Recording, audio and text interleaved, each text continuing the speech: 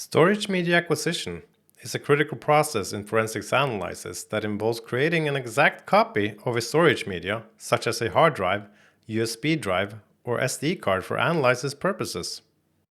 This copy, known as a disk image, contains all the data from the original device, including deleted and hidden files, and enables investigators to work with the copy instead of the original, preserving the integrity of the evidence.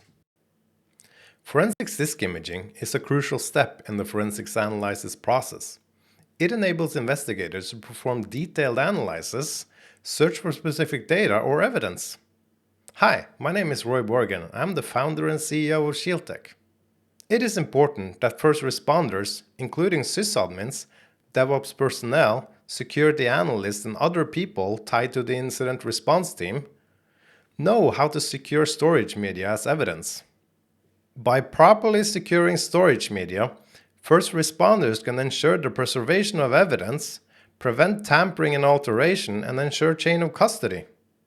This lesson provides a comprehensive overview of the storage media acquisition process, including best practices for how to securely copy it in a forensically sound manner. In this lesson, we'll be exploring storage media acquisition. We'll be talking about the difference between imaging and verification, and also about live and cold data acquisition. We'll be touching on key considerations in terms of disk encryption, and showing how to disable disk encryption on Windows, Linux, and Mac. We'll show an example of how to do storage media imaging using Kane-Live, and how to create a bootable USB drive. And we'll also look at how to do storage media acquisition from a Windows, Linux, and Mac device. This will be demonstrated. However, we will not be demonstrating this on a Mac device. Creating a forensics image typically involves two steps: imaging and verification. The imaging step is the process of creating an exact copy of the storage device. It can be done using a hardware or software tool. Hardware imaging tools, also known as write blockers, allow the storage device to be connected to the forensics workstation without any data being written to the original device. This helps to prevent any accidental modification to the data. On the other hand, software imaging tools can create a bit-by-bit copy of the storage device and can be used to create an image of a specific partition or file. The verification step is the process of checking the integrity of the disk image by comparing it to the original storage device. This is done by calculating the hash of the original storage device and the image and comparing them to ensure that they are matched. This helps to ensure that the disk image is a complete and accurate copy of the original storage device and that there were no errors during the imaging process. There are some challenges with this on Windows devices, and I'll touch on that a little later in the lesson. The difference between live and cold storage media acquisition refers to the state of the storage device at the time it is imaged. In live storage media acquisition, the storage device is imaged while it is still in use, and the operating system and any other programs are running. This can be done by taking a live memory dump of the running system, or by using software tools to create an image of the running system's storage device. The main benefit of live storage media acquisition is that it allows investigators to capture volatile data, such as information stored in memory that may not be present on the storage device itself. This can be useful in certain types of investigations, such as those involving malware or in-memory artifacts. We talk more in depth about volatile data in a separate lesson. Cold storage media acquisition refers to imaging a storage device when the operating system and any other programs are not running. This is often referred to as a dead boot acquisition. Cold storage media acquisition can be done by powering off the device and connecting it to a forensics workstation, or by creating a bootable forensics acquisition device. The main benefit of cold storage media acquisition is that it allows investigators to create an exact unaltered copy of the storage device, which helps to preserve the integrity of the evidence. Cold storage acquisition is usually conducted using a forensics workstation. This is a dedicated computer, specially designed and configured for purposes of conducting forensics analysis. It is a powerful tool that allows investigators to conduct a wide range of tasks, such as data acquisition, data analysis, and reporting in a secured and controlled environment. This slide provides an overview of situations when a forensics workstation is typically used.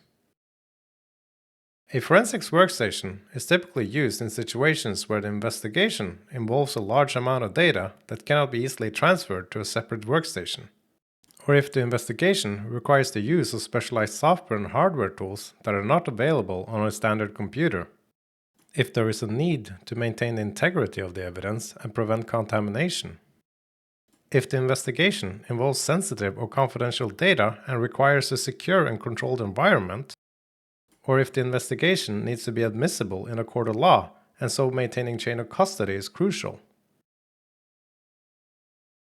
On the other hand, acquisition directly on the system can be done in situations where the investigation is focused on specific files or data and only a small amount of data needs to be collected, or the data is already stored in a known location and can be easily identified and copied.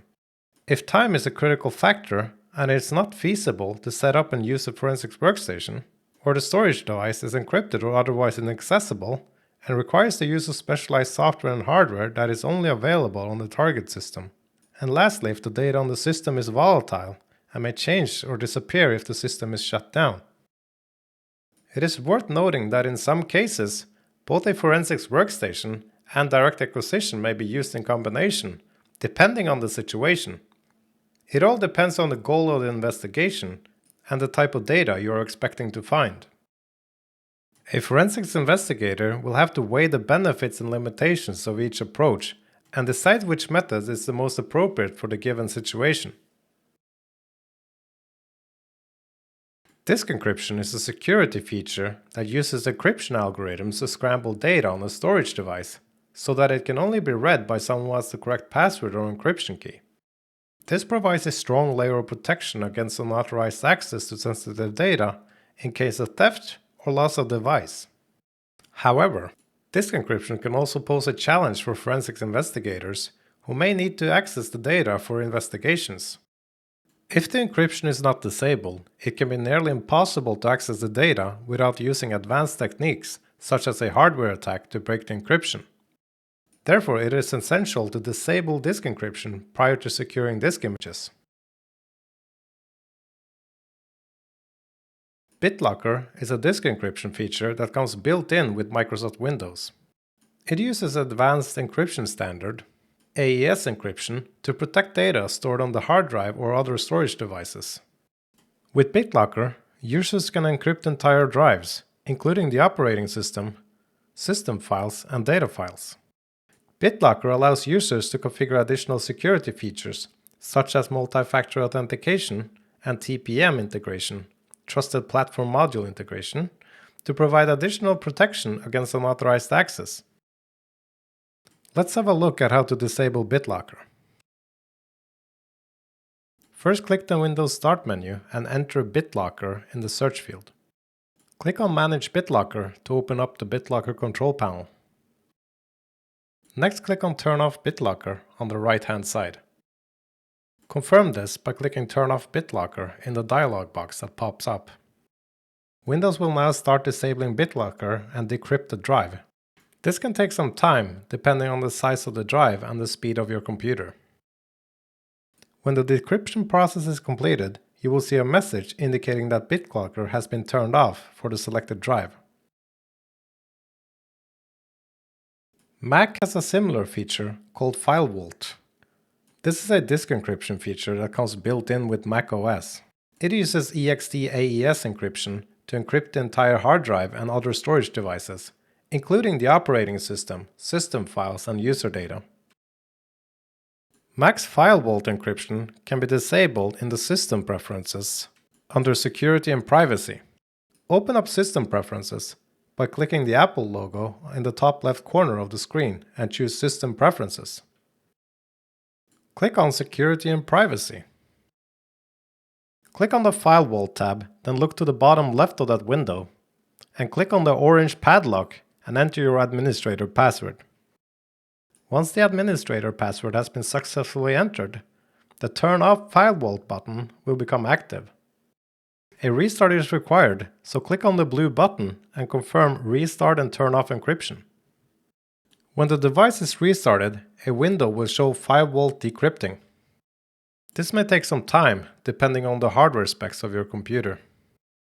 When the decryption process is completed, you will see that the button has changed to Turn On File Vault, and a message at the bottom stating File Vault turned off for the disk Macintosh HD. For Linux, this is not quite as simple. Linux offers several encryption options, such as dmcrypt, LUKS, Linux Unified Key Setup, and eCryptFS. These encryption tools uses algorithms to encrypt the data on the storage device, ensuring that it is only accessible by someone who has the correct password or encryption key. dmcrypt is a Linux kernel-level encryption system that can be used to encrypt a hard drive or a USB stick. LUKS is a disk encryption specification that provides a standard format for storing encrypted data, and it can be used with a variety of encryption algorithms. eCryptFS is a stacked cryptographic file system that can be used to encrypt individual files or directories. These are the most common tools used, but there are other viable options as well. To disable encryption on Linux, the steps may vary depending on the encryption tool used. It is recommended to consult the documentation or online resource specific to the encryption tool being used. Here are some general recommendations. Check if the system is using a disk encryption tool, such as dmcrypt, LUKS, or eCryptFS. You can do this by looking at the output of the command mount, or checking the fs tab file under /etc for entries that reference encrypted volumes. If the system is using dmcrypt or LUKS, check the output of the crypt setup command to see if encrypted volumes are present and whether they are currently unlocked. If the system is using eCryptFS, check the output of the mount command to see if any encrypted directories are present and whether they are currently mounted. Check the system logs for any indication of disk encryption being enabled or disabled. This can be done using the journalctl command, or by checking the logs in the /var/log directory. If you are uncertain whether encryption is enabled on the device and rebooting it may cause you to lose access, we recommend performing live acquisition on the device. This approach will allow you to acquire data from the device while it's still running, and you will not have to worry about encryption preventing you from accessing the data. If you suspect that encryption may be enabled but cannot confirm it, you may need to resort in advanced techniques such as hardware analysis to extract encryption keys. However, such techniques should only be used as a last resort and conducted with caution as they can cause data loss and system damage.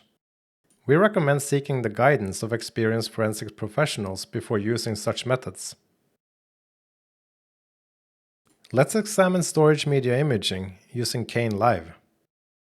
Kane, Computer-Aided Investigative Environment, is a Linux-based live distribution that is specially designed for computer forensics. A live distribution, also known as a live CD or live DVD, if anyone still uses that, is a type of operating system that runs directly from a bootable CD, DVD, USB drive, or other removable media, rather than being installed on a hard drive. This means that all the necessary files and programs are loaded into memory when the system is booted, and the system runs entirely from RAM. In terms of digital forensics, this allows us to collect data from the whole system without making changes to the environment. Let's examine the process of using Kane-Live. The first step is to download an ISO image of Kane-Live. We will then need to verify the ISO image to ensure the integrity of the file. Once this is done, we'll create a bootable USB drive that we can use on the target host. Once we booted up Kane, we'll verify that the local hard drive is in read-only mode. We'll then insert our storage media where we want to store the image from the device and ensure that the external device is mounted as writable. We'll acquire the image using a tool called GuiMaker. This is a tool that's embedded in Kane Live. Once the image is acquired, we'll copy it and store it as evidence. Let's have a look at a demo of this process. Open up a web browser and navigate to kane-live.com. Then click on the download link found in the menu on the right-hand side. Scroll down until you find the latest release and click on the link to start the download. Once the download is complete, we'll verify the authenticity and integrity of the file. We'll do this by checking the hash sum of the file. Click on the link that says hashcode SHA-256. This will display the developer of Kane's hash value of the downloaded image. Let's create our own hash value of the downloaded file and compare it to the developer's checksum. Click on the Start menu and enter CMD in the search box. Launch the command line application. Navigate to the download location and create a checksum by running the command certutil-hashfile, name of the image, in this case kane12.4.iso, space SHA-256. The time this takes depends on the hardware of your computer, but the file is quite big, as you can see, over 4 GB. Once completed, we'll see visually that the checksums match. Next step is to create a bootable USB containing the image. We'll do this by using an open source tool called Rufus. Rufus can be downloaded from rufus.ie. Scroll down on the page and click on the latest release to start the download. If you get an ad pop-up, click on the X in the top right corner and the download will start. Launch the downloaded application and confirm that you want to escalate privileges. Rufus will ask you if you want the application to update online. Choose whatever setting works best for you. Insert your external USB and choose it under Device. Click the Select button and navigate to the download location where you stored Kane. Select it and click Open. No further settings are needed. Scroll to the bottom and click the Start button. Keep the recommended settings right in ISO image mode. Click OK to continue. If prompted for downloading a newer version of SysLinux, confirm this by clicking Yes. A warning will appear stating that all data on the USB drive will be destroyed. Click OK to continue. Rufus will now transfer the image to a USB drive and make it bootable. This may take some time. I have fast-forwarded this process in this clip. Once the download is completed, we'll insert the USB in our target machine and boot it up. But first, let's examine how to go through the same process on Linux. Please see the enclosed documentation in this lesson for information on how to do this on Mac. This will unfortunately not be demonstrated. Log on to your Linux device and navigate to a suitable download location. In this demonstration, I use wget to download the image directly to the Linux device. The URL I enter is the official webpage download link.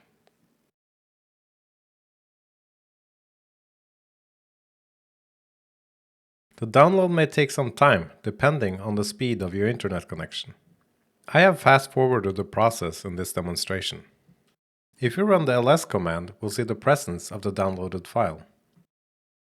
Let's clear the screen using the clear command to get more real estate, and run the lsblk command to list all block devices associated with the device. If we now insert the USB device and rerun the command, we'll see that we have a new device associated, in this case identified as SDC. And notice that the device is not mounted. If it gets automatically mounted, you will need to unmount it. This can be done using the unmount command. In order to create a bootable USB, we'll use dd, which is a built-in tool in Linux. Run the command dd space bs for block size equals 4m, if equals kane12.4.iso, which is the file we downloaded, IF indicates input file. Space OF for output file equals and the name of the device, in this case /dev/SDC, space status equals progress, space OFlag equals sync. This will copy the content of the ISO file into the USB drive and make it bootable. This will take some time, so be patient. Once completed, we'll insert our USB into the target machine and boot up. How to boot from a USB can vary depending on the BIOS manufacturer. So please consult the documentation or website of your computer's BIOS manufacturer for specific instructions on how to boot from the USB device. Once presented with the boot menu, choose Start Kane-Live.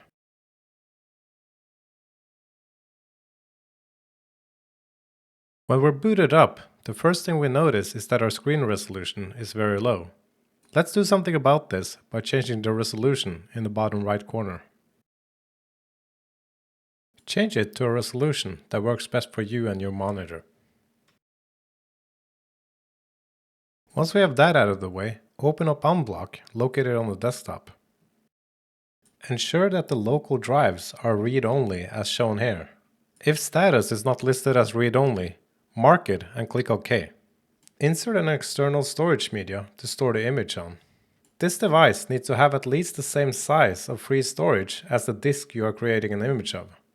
Once this is done, open up Unblock again and verify that the external storage is writable. Click Cancel to close the window. Click on Computer located on the desktop. An overview of block storage devices will be displayed. Double-click on your external storage device. In my case, this is Kingston Data Traveler G2 USB. This will automatically mount it. If we look at the address bar at the top, we will see that the device has automatically been mounted under /media/Kane/USB. Make note of this location, because we will need that later. Close Computer and open up Guy Major located on the desktop. This is the tool we'll use to acquire an image of the local storage device. Right-click on the local storage device and choose Acquire Image. Make sure the following options are selected. Choose DD Raw Image as file format, and choose to split the image files into a smaller size. By default it's set to 2 GB, but since my virtual machine has very little RAM, I will choose 200 MB. From experience, we found that this works well. Next, click Image Directory and choose the external drive as storage device. Remember from earlier, this was mounted under Media Kane USB. Now we need to enter an image file name. Choose whatever is suitable for you. A good practice is to use the device's hostname, but in this demo I'll just call it image. Guy Major will automatically create a hash of the image. As you can see from the setting, it has automatically enabled Calculate MD5. We want to use a stronger algorithm, so we'll disable MD5 and choose to calculate SHA-256. We'll leave the option Verify Image after acquisition takes twice as long enabled. This will verify that there wasn't any errors during the acquisition process. Click Start to start the acquisition. Guy Major will now create the image and split it up in 200 MB size files. The image will be stored under Media Kane USB. The hash value will be automatically calculated and stored in an info file. This process will take some time depending on the hardware of the device and the size of the storage media being acquisitioned. Once the acquisition process is complete, we'll close down Guy Major and open up Computer. We'll navigate to our external storage device and verify the presence of the image. If we open up the file image.info and scroll down in the document, we'll see the SHA-256 hash value of the image. The last step is to safely eject the external storage device. Navigate to the external storage device and click on the eject icon. When a message appears, it is now safe to remove the drive. You can disconnect it from the computer. It is important to record the checksum and properly store the evidence in accordance with established protocols. Please see our lesson on evidence collection and processing for more information on this. Using Kane-Live, as explained earlier, is suitable in situations where you want to acquire an image directly from a device itself. However, in some cases it's useful to use a dedicated workstation. Let's examine how to do this from a dedicated Windows and Linux device. We'll start out by looking at how we do this in Windows. This slide outlines the process. Before we connect the external storage device that we want to image into our PC, we need to make sure that the operating system cannot write to it. This can be done using a write blocker. However, if you do not have access to one, you can block access to external devices using the Windows registry. So the first step is to enable Windows Registry Write Blocker. Next we want to download DD for Windows. This tool is an open source tool, which is similar to DD for Linux, which is natively built in. We'll use DD to create an image in Windows. Once the imaging is complete, we'll create a SHA-256 sum. Lastly, the image is copied and stored as evidence. The first thing we want to do after logging on to our Windows device is to open up Registry and add a registry key. This to prevent Windows from accessing our external storage device. Click the Start button and type regedit. Click the option Registry Editor and confirm escalation of privileges.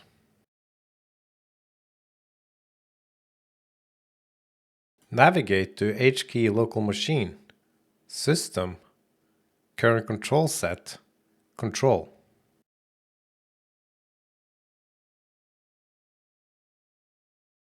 Right-click on Control and create a new key.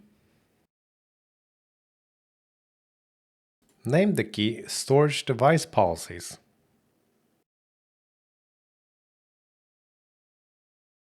Under Storage Device Policies, right-click and choose New and create a new dword32 value. Name it Write Protect. Double-click on it and change the value from 0 to 1. All external storage devices that are now connected to the computer should be mounted as read-only. Let's test this out. In the example here, I attach a storage device, a USB drive. If we open up Explorer, we will see that the drive contains one text document. This document holds BitLocker encryption keys that I created for a demo. You will see me here right-clicking and trying to create a new document, but the option is unavailable. If I open the document and try to make changes to it, you will see that I will not be permitted to do so. So now we know that we cannot make changes to the external storage device. Let's start working on creating an image of it. First we need to download DD for Windows. We can do this from chrysome.net. A link is provided in the documentation that follows this lesson. I'll open up the web browser and navigate to the web page.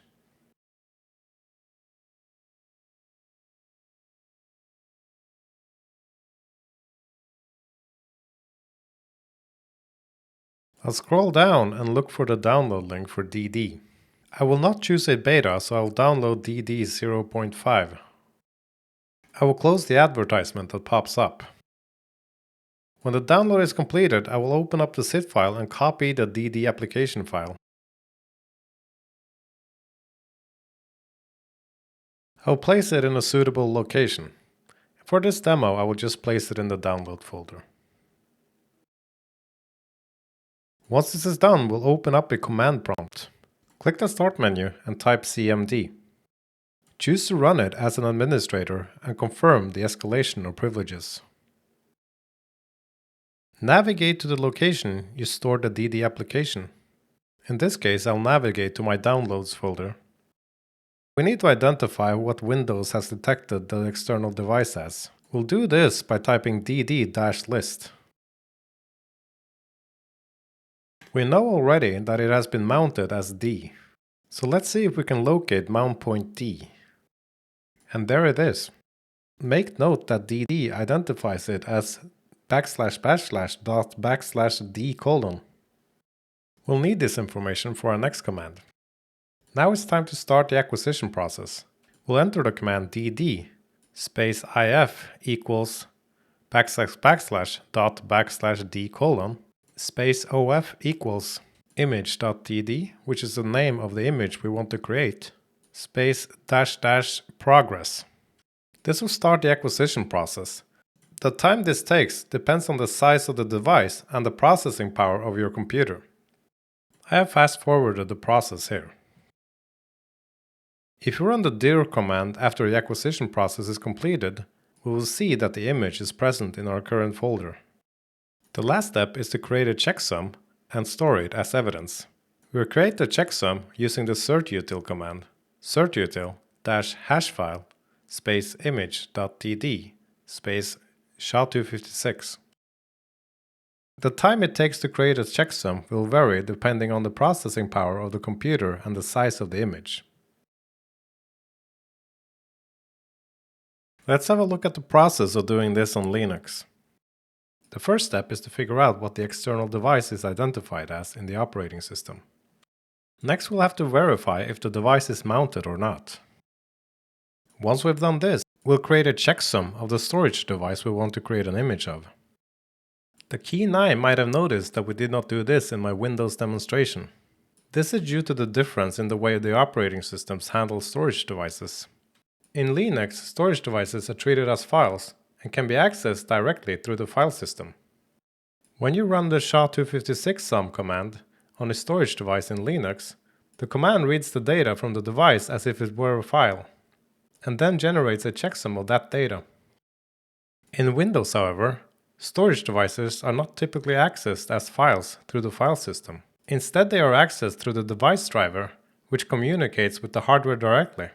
This means you cannot simply run a command like certutil or getFileHash on a storage device in Windows, as there is no direct access to the data on the device in the same way as in Linux. However, it's considered best practice to create a checksum of the storage device first, and then compare it afterwards. There are some commercial tools that can do this, but in this lesson we'll look at widely available tools, so we focus on open source tools. Once the checksum is generated, we'll create an image using dd. Once the image has been created, we'll create a checksum and verify it with our previous checksum. Lastly, we'll copy the image and store it as evidence according to our procedures. Let's log on to our demo machine and have a look at a practical example. We'll start off by listing all disks and partitions detected by the operating system using the command fdisk-l. We'll need to do this as root, so we'll run sudo fdisk-l.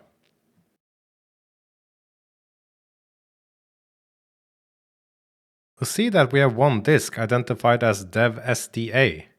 This disk has 3 partitions: sda1, sda2, and sda5. We'll insert the external device we want to image and rerun the command sudo fdisk-l. We'll see that another device has been identified as dev-sdb. This is an external storage device that's only 1.83 gigabytes. It has one partition on dev-sdb1. By default, Linux systems do not mount drives when they are connected to the computer, but we'll verify this by running the mount command. We'll enter the command mount space pipe grep space /dev/sd. The pipe will send the output of the mount command into another command called grep. Grep can filter the results and give us only what we're looking for, and we're looking for storage devices, which in Linux are identified as /dev/sd. The output of the command showed that there's only one device mounted, and this is the dev-sda1.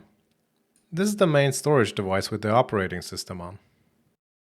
So now that we know that the device is not mounted, we'll proceed by creating a checksum of it. We can do this by running SHA-256 as root. So we'll type sudo SHA-256 /dev/sdb1. There is no verbose output to this command, and the time this takes depends on the size of the storage media and the processing power of the computer. I have fast-forwarded this process. Before we continue, we need to make a note of the checksum. Once this is done, we'll start creating the image. We'll enter the command sudo dd if equals /dev/sdb1 of equals image.dd status equals progress. And as you can see, I have a misspelling here. I entered def instead of dev, so we'll fix that. dd will now start creating the image. As always, the time this takes depends on the hardware and processing power of the computer and the size of the storage media. If we run the ls command, we'll see the presence of the image. Next step is to generate a checksum by running the command sha256sum image.dd. Once a checksum has been generated, we compare it to the checksum we got from the storage media. These two checksums should be identical. Make a note of the hash and copy the image and store it as evidence. Storage media imaging is quite similar on Mac. We will not be demonstrating it in this lesson. However, we have added a step-by-step instruction in the written documentation that comes with this lesson. Before we plug in the device we want to secure as evidence, we need to ensure that it doesn't get automatically mounted by the operating system. In order to do this, we need to stop the disk arbitration process. Once this is done, we need to identify the storage device in the operating system. This is done using a command called diskutil. The command is diskutil list. Next step is to unmount the drive, which is most likely automatically mounted. This is done running the diskutil unmount command. Once the drive has been unmounted, we'll create a checksum of the storage device. When the checksum is created, we're ready to create the image using dd. And when the image has been created, we'll verify the hash and then store it as evidence. This lesson has provided a comprehensive overview of the tools and techniques used in storage media forensics acquisition on Windows, Linux, and Mac systems. By following the steps outlined in this lesson, first responders and investigators can create reliable and accurate disk images that can be used as evidence in legal proceedings. The importance of accuracy and completeness cannot be overstated, and it is essential to adhere to best practices and validate data acquisition methods. By doing so, investigators can ensure the integrity and admissibility of evidence presented in court. We hope that this lesson has been informative and useful in your forensics investigation on various operating systems. My name is Roy Borgen. I'm the founder and CEO of ShieldTech. If you have any questions, please email us on info@shieldtech.no. We'll catch you in the next lesson.